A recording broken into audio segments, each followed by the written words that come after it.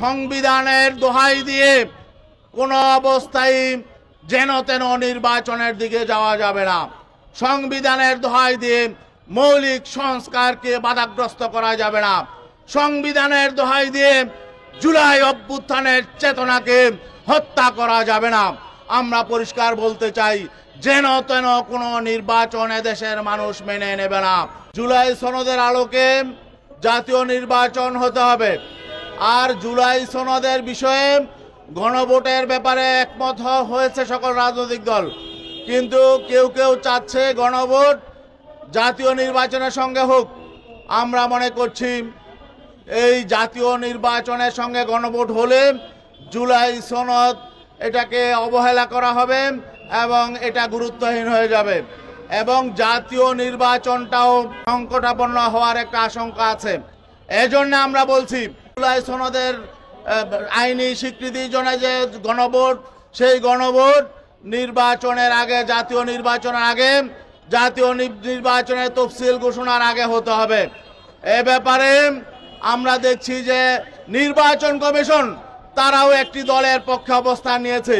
একজন নির্বাচন কমিশনার তিনি বলছেন যে জাতীয় নির্বাচনের সঙ্গে গণভোট হওয়া নাকি উচিত।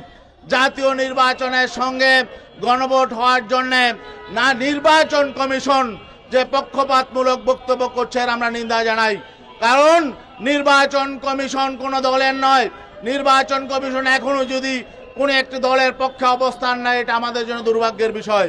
আমরা দেখতে পাচ্ছি অতীতের নির্বাচন কমিশনগুলোর মতো এই নির্বাচন কমিশনও একটি দলকে ক্ষমতায় নেওয়ার জন্য মেকানিজম করছে।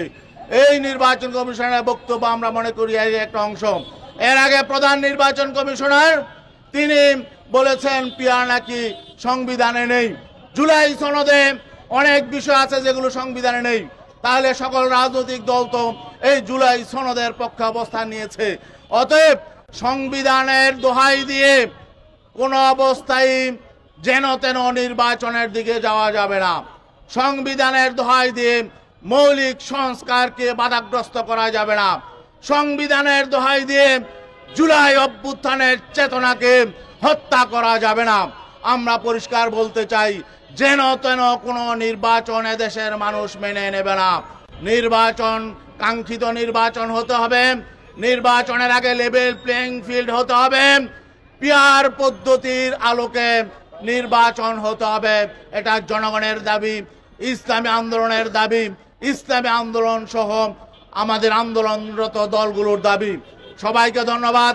আজকে সাংবাদিক বন্ধুগণকেও ধন্যবাদ, এবং যারা আজকে মানববন্ধনে অংশ নিয়েছেন সবাইকে ধন্যবাদ। আগামী দিনে গোটা বাংলাদেশে প্রত্যেক জেলায় জেলায় মানববন্ধন হবে।